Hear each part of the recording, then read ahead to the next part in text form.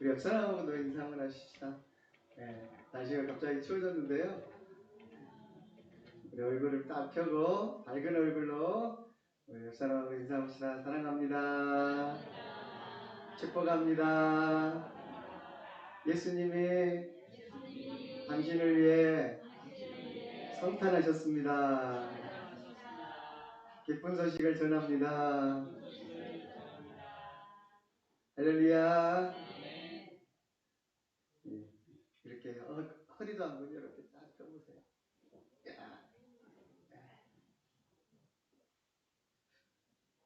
날씨가 가을답지 않게, 아니 가을이 아니죠. 겨울답지 않게 포근해가지고 벚꽃 피는 줄 알고 매실꽃 피는 줄 알았어요. 꽃도 폈더라고요. 옛날에 보니까. 근데 갑자기 이렇게 떨어지니까 더 춥게 느껴지죠. 근데 원래 지금 추워야 되잖아요. 동지가 되물인데 추운 것이 정상이고 눈이 지금 많이 내려야 그게 정상이죠. 근데 너무 지금 기온이 높았어요. 내년에 농사에도 문제가 되고 병충해에도 문제가 되거든요.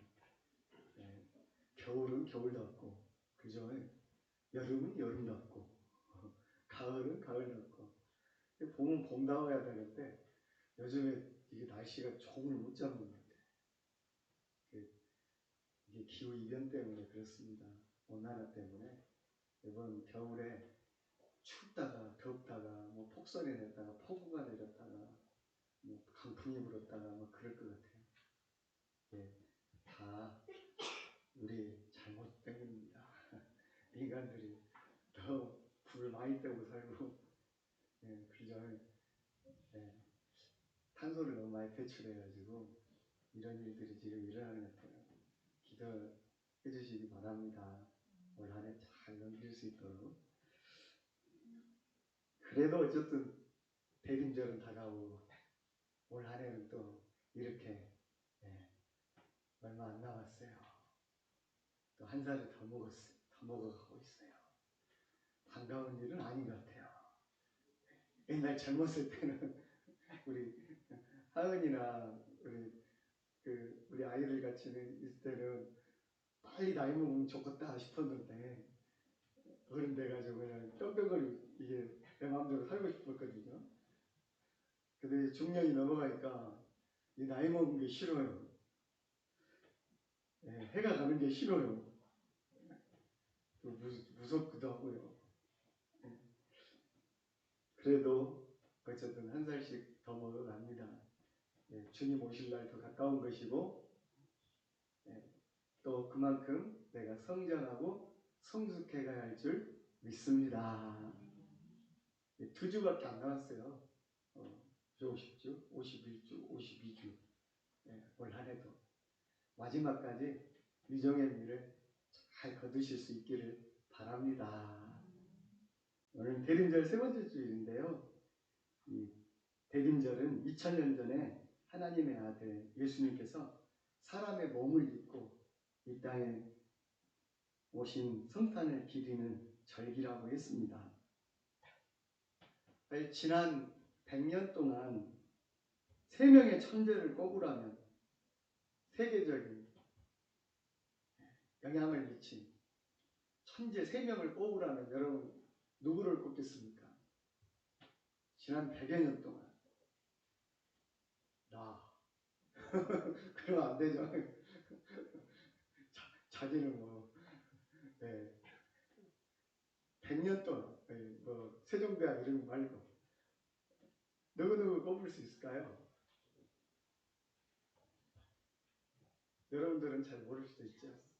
나이 드신 분들은 세계적인 천재 3명 그들 때문에 우리가 큰 혜택을 입고 많은 변화를 맛봤다고 합니다. 첫 번째는 심리학자 프로이드. 누군지 모르죠. 프로이드 정신분석학. 어디 제가 대학교 여기 사이버 복제학과 이게 배우는데 맨날 프로이드 배우는 거예요. 어디 가든지. 또 상담이나 심리학이 이게 이 사람이 그 창시자거든요. 사람의 심. 옛날에는 사람의 마음을 연구를 안 했어요. 병나면은 육신 때문이다 생각했는데, 그리고 전립병이나 이런 것들이 그냥 그 사람이 잘못돼가지고 그런다고 생각했는데, 사람의 내면에 숨겨진 무의식, 이게 있다. 그걸 고쳐야 된다. 어릴 때부터 받은 상처가 있다. 채우지 못한 것이 있다. 그걸 말한 사람이 프로이드예요. 이 사람 때문에 심리학이 어떻게 보면 태동을 했고요. 그리고 정신 치료가 시작됐어요. 그 영향력이 여러 군데 미쳤어요. 상담하기 태동하기 시작했고요. 많은 영향을 미쳤죠. 그 다음에 예술 과정에서는 누굴 것 같아요? 제일 비싼 사람. 요즘은 좀 바뀌었구나. 그렇지만 어쨌든 피카소. 모르시는 분도 피카소는 들어봤을 거예요. 사람을 갖다 이상하게 그려놓고 손을 갖다 이상하게 그려놓고 저것이 애기들 그림이다냐, 뭔 그림이다냐, 뭔 세모 네모 뭐 동그라미만 그려놨는데 그게 동물이고 사람이고 풍경이고. 피카소 추상화의 대가라고 합니다.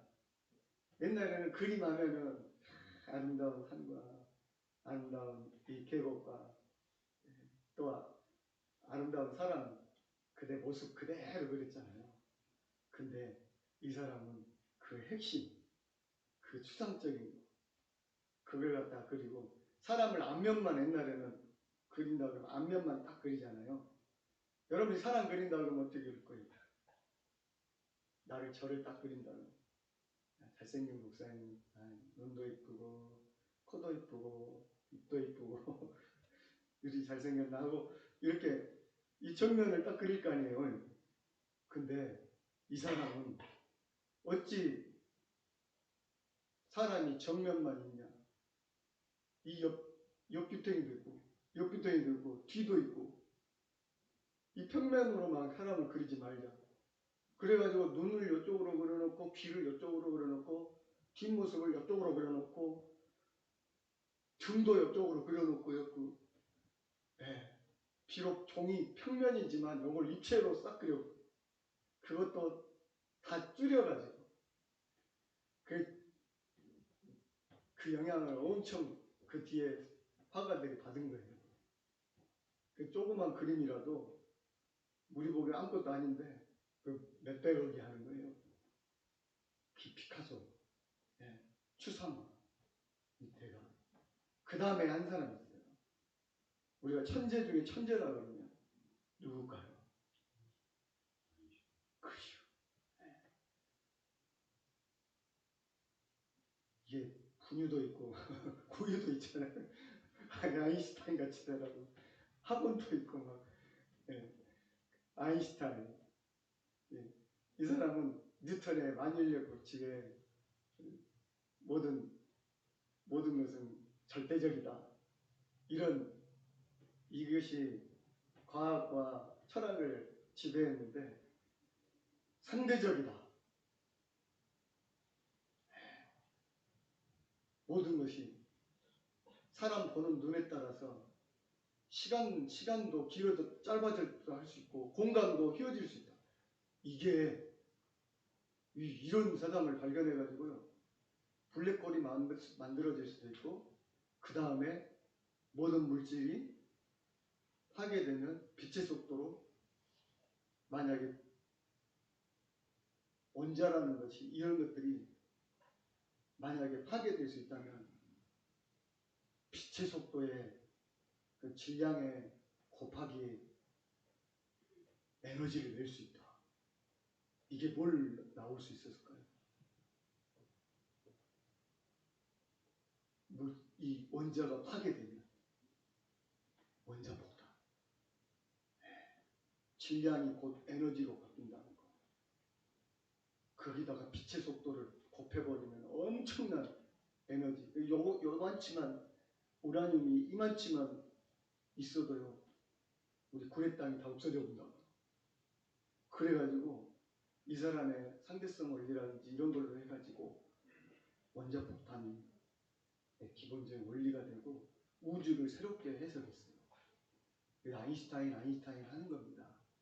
네, 물론 요즘에는 아인슈타인 넘어서는 그런 이론들이 나와 있긴 하지만 지금도 아인슈타인을 넘어선 사람은 없는 것 같아요. 혁명적인 변화, 패러다임의 변화가 있거든요. 어쨌든 이런 세 사람이 과학과 문화와 예술을 주도했다고 해도 과언이 아닙니다. 그러나 이 사람들이 아무리 유명하고 이 사람들이 아무리 위대하고 이 사람들이 아무리 뛰어나도 이 이론은 바뀌는 것이고요. 그리고 사람들의 트렌드, 풍조는 또 바뀌어갑니다. 피카소보다 더 비싼 이제 그림들도 나왔고요. 아인슈타인도 지금 너 틀렸다고 말하는 시대가 있어요. 아인슈타인이 못한 것이 있어요. 통일장 이론이라는 것을 못 만들었어요. 아인슈타인이 이론도 잘못됐다고 지금 말하는 거야. 그러니 지금 또한 프로이드도 넘어선 이론들이 많은 것을 제가 배웠습니다. 완전하지 않거든요. 사람은 그 시대에 그 짧은 10년, 20년만 풍미할 따름이지 넘어서면은 영향을 미칠 사람은 별로 없어요. 그러나 2000년 전 태어나신 예수 그리스도가 이 세상에 오심으로 전 인류가 어떤 혜택과 축복을 누리게 되었습니까?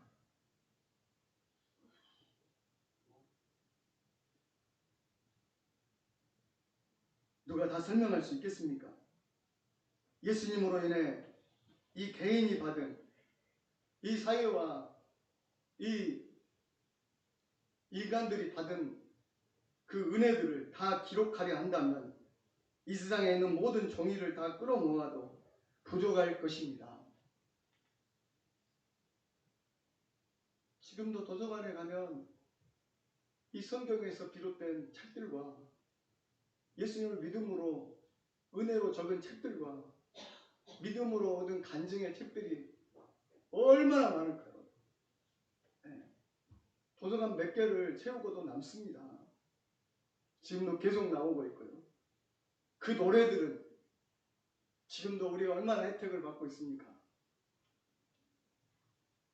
핸델, 바하, 베토벤, 모차르트, 제가 말하지 않은 모든 음악가들 전부 다 할렐루야.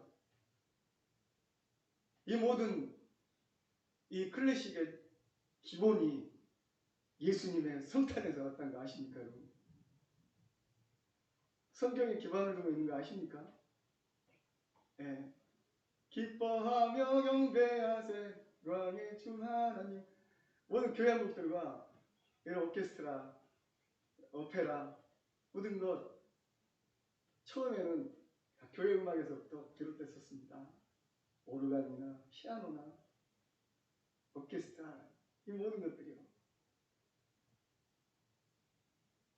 그럼에도 불구하고 어둠에 쌓여있는 이 세상 사람들은 하나님의 아들 예수님이 오심으로 인해 우리 인류가 어떤 놀랍고 커다란 축복과 은총을 입었는지 잘 모르고 있고 알고 있다 해도 말하기를 꺼리고 있습니다. 지난번에 말했듯이 성탄절을 성탄절이라고 안 하려고 그런다니까요. 크리스마스라고 해야 되는데 크리스마스를 엑스마스라고 그러네. 그리스도를 빼버리는 거예요. 그리고 예수님 믿는 나라라고 한 이 미국이나 유럽도 그냥 이걸 크리스마스라고 안 하고 그냥 홀리데이라고 하는 홀리, 그냥 거룩한 날, 거룩한 명절 이렇게 바꿔보려고 한다니까요. 이게 무슨 종교 차별이라나 편향이라나 어쩐다나. 아니 예수님 태어난 날을 왜 예수님 태어난 날이라고 말을 못해요. 부처님 오신 날은 부처님 오신 날 그러면서 그렇죠? 텔레비전이나 신문이나 인터넷에 한 모퉁이라도 예수님에 대해 감사하다고 표현하는 자가, 하나님에 대해 감사하다고 표현하는 자가 한 사람이라도 있습니까? 그렇다고 해서 예수님 탄생할 때도 사실은 마찬가지였어요. 네. 처음 성탄, 예수님 오실 때, 그때도 그 유대 나라에 있는, 세상에 있는 왕들과 모든 귀족들이 정장을 하고 나서 무슨 환영 축제를 했겠습니까? 안 했어요. 그 몇천 년이나 기다리던 예수님이 오셨는데 왕이 와서 찾아본다거나 그 귀족들이나 부자들이 빵빠레를 울리면서 노래를 부르면서 합창을 하면서 예수님 소리 높여 찬양한 적이 없어요. 환영 안 했어요. 아무도 아기 예수님을 환영하지 않았습니다. 설마 이렇게 날지 몰랐거든요. 그랬죠. 오직 마구간에 있는 짐승들 몇 마리, 그리고 오늘 말씀에 나오는 천군 천사들의 이런 찬송과 소식을 들은 어디 번화한 도시에다가 이 소식이 전해지지가 않았어요. 남몰래 소외된 들판에서 열심히 잠도 오는 잠을 쫓으면서 혹시 짐승들 나올까, 목자들이 양떼를 지킬 때, 그 당시에 가장 어떻게 보면 천하고 가난하다고 할 수 있는 목자들에게 이 소식이 전해졌어요. 그들 외에는 하나님이 그토록 작아지고 그토록 낮아져서 이 세상에 오셨음에도 불구하고 놀라는 사람도 없었고 영접하는 사람도 없었습니다. 자고 있었습니다.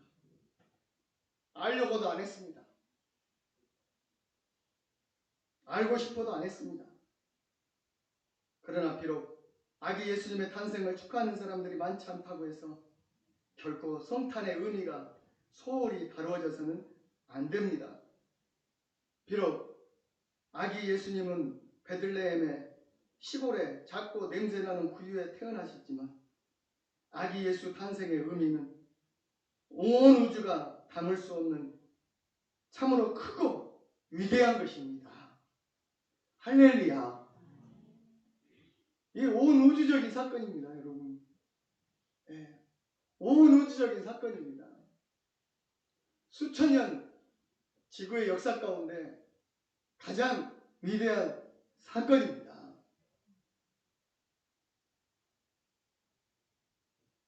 오늘은 성탄의 의미가 퇴색돼가는 안타까운 현실 속에서 성탄의 의미를 생각해 보고자 합니다.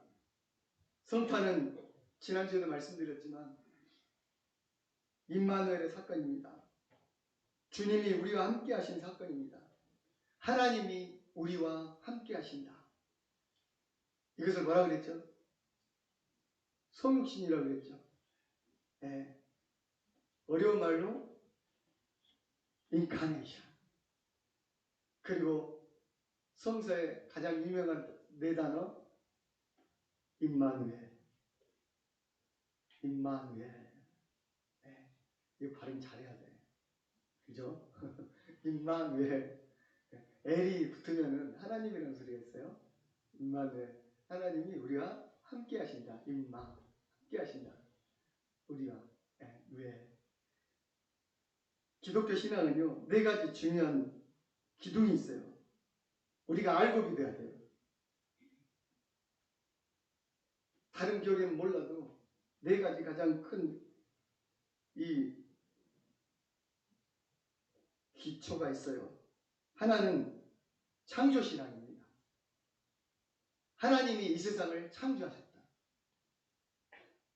그 창조주 하나님이 우리가 믿는 참 신이시다.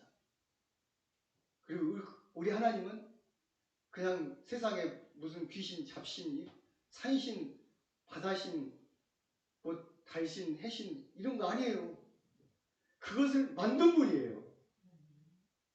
산을 만든 분이에요. 그냥 현실령 자체가 아니에요, 여러분. 바다의 그 해와, 예, 용왕님 이거 아니에요. 바다를 만든 분이에요. 할렐루야. 그 정도 아니라니까요. 그러니까 나무에다가 빌 필요 없고 어디 용하게 생긴 바위에다가 빌 필요가 없어요, 여러분. 산에다 대고 물 떠놓고 빌 필요가 없어요. 저항신이 아니란 말이에요. 그 우리 대안이나 지키는 그런 신이 아니란 말이에요. 이 우주를 만든 창조주라는 거예요. 태초에 하나님 천지를 창조하십니다. 성경은 이렇게 딱 시작하고 있어요. 창조주란 말입니다. 이 우주를 만들 뿐만 아니라 나를 만드신 분이에요. 물론 어머니 아버지 씨로 우리가 만들었지만 그러나 그것 생명을 불어넣으시고 우리에게 영혼을 주시고 애초에 인간 최초의 인간을 만들어주신 분 하나님의 형상으로 그게 하나님이십니다. 창조주이신 거지. 그죠? 우리는 그 창조주, 위대한 창조주 하나님을 믿습니다. 사람이 뭐 진화돼가지고 그래서 이 원숭이가 어느 날 갑자기 털이 다 빠지고 쑥 허리를 딱 펴더니 일어나기 시작해가지고 그것이 계속 이어져가지고 사람이 된 그 진화의 결과가 아니라는 거죠. 하나님 만드셨다는 거.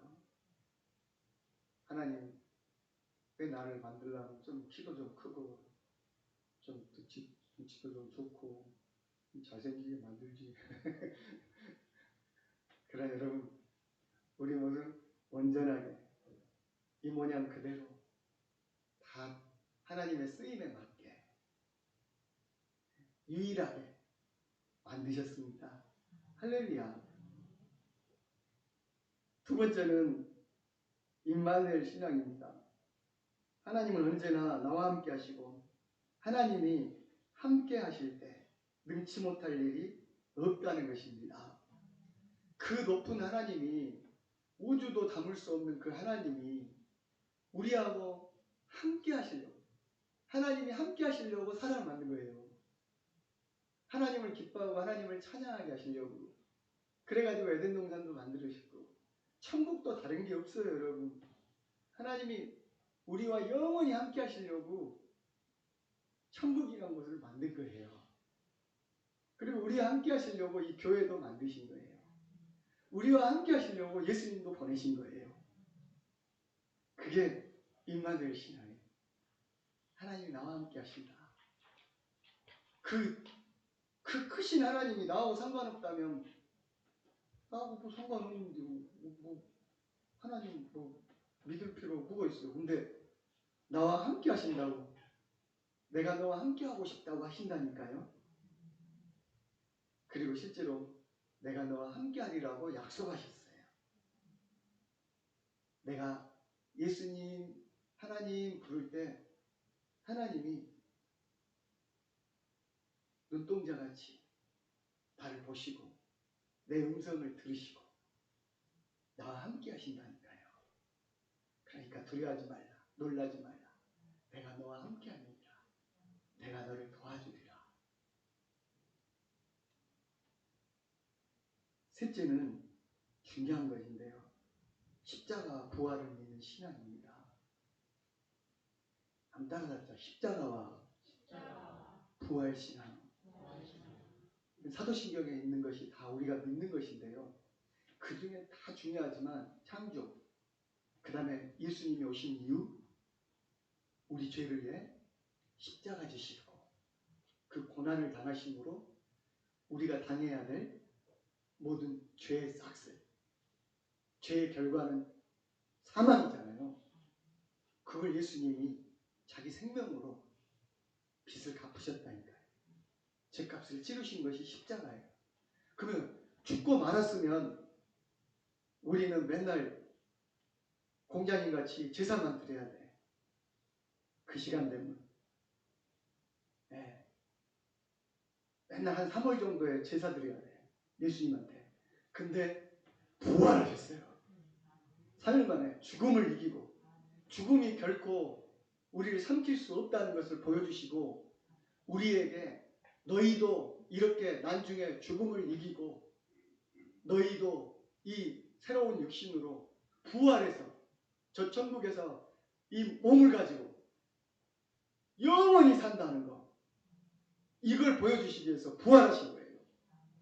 부활한다는 신앙이 있기에 우리는 죽어도 슬퍼하지 않는 거예요. 죽음에도 순교하고 전도하고 선교하는 거예요.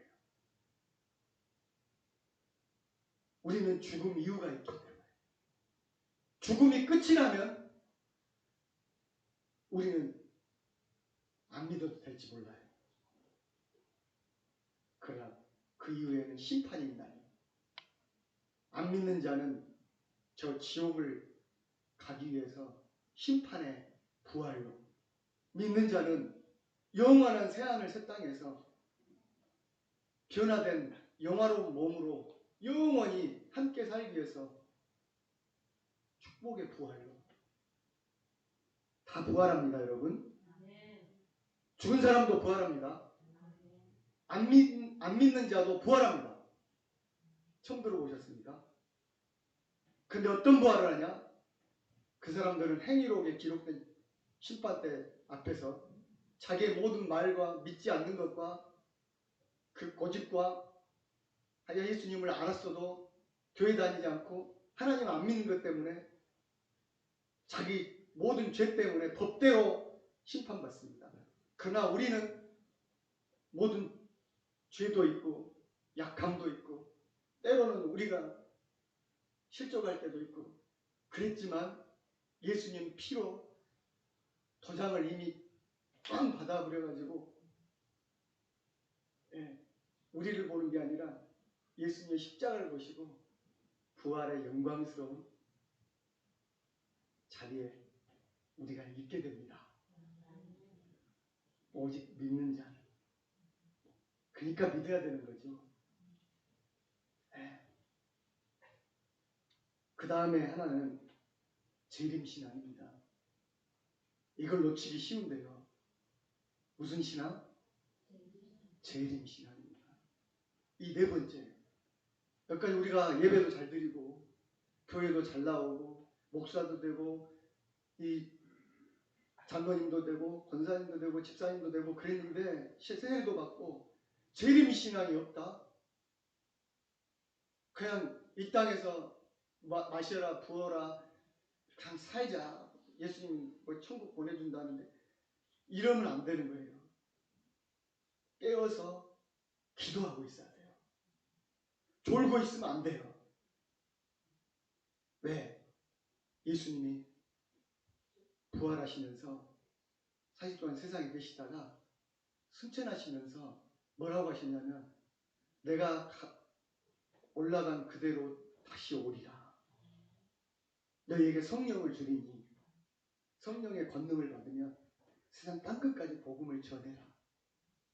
모든 복음이 다 전해진 다음에 내가 나팔소리와 구름 가운데 다시 이 땅에 재림하실 것이다. 제일 처음에 오실 때는 예수님이 성탄 때는 아무것도 보잘것없는 냄새나는 마국간에 가난하고 비천한 목수의 아들 아기로 이렇게 아무 성경의 말씀처럼 보잘것없는 그런 아기 태어났지만 마지막 재림 때는 불꽃 같은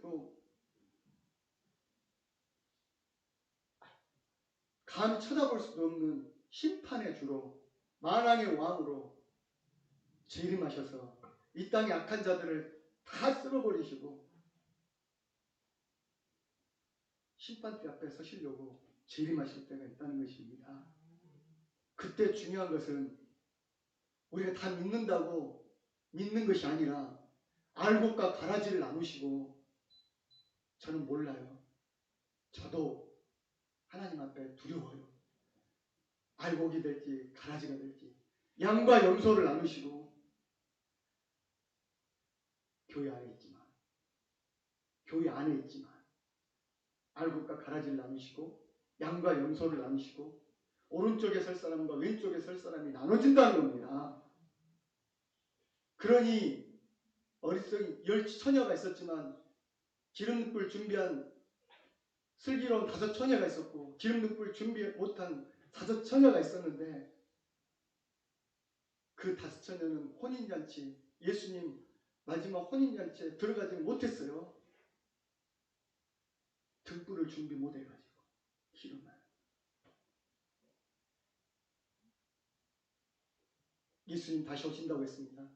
근데 문제는 그날과 그 시와 그 때를 알지 못하나니 오직 아버지만이 아신다고.